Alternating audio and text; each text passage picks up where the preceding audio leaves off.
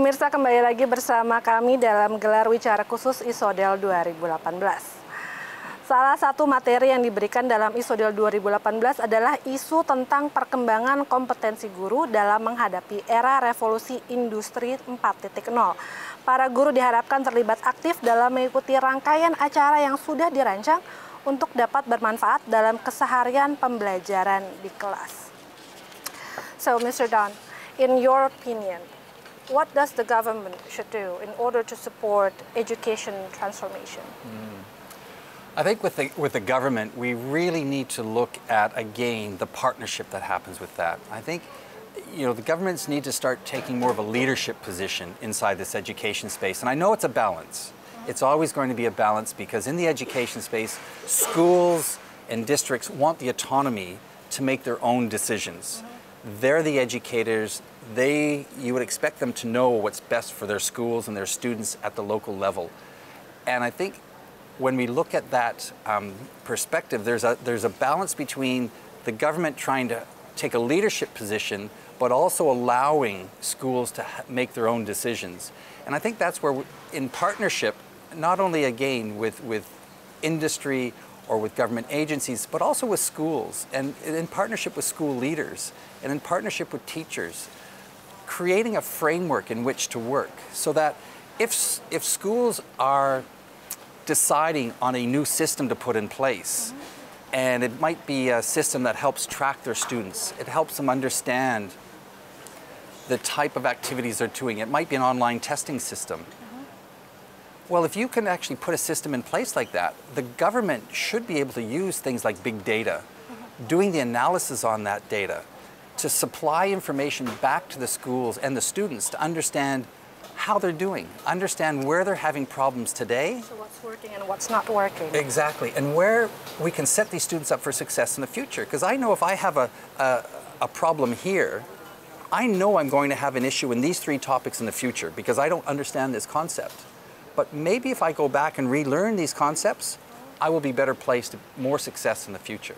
And I think that's a critical piece. And governments within this framework of working with schools will help them understand the value that the government can help them with in choosing systems that allows this future-proofing and allows them to make decisions on what's best for their schools and especially what's best for their students in the future. Exactly. So, however, not all schools have ICTs facilities, especially in developing countries. So how can we overcome this? Yeah, it's a good question, and there's 250,000 plus schools in Indonesia, and we know not everyone has access to technology. Exactly. And I know in some countries in the region they don't have access to electricity, and so there's always going to be issues when we look at that. I think when we try to solve some of these issues, what we could look at doing is start with the competencies that are required for the 21st century. We saw them today: the collaboration, the communication, the creativity and problem solving. We can do that without technology.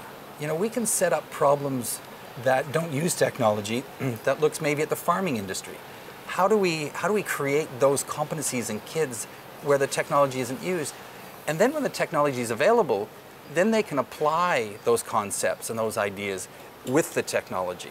So I think just because maybe there's no access to technology doesn't mean they can't create competencies, 21st century competencies that employers are looking for.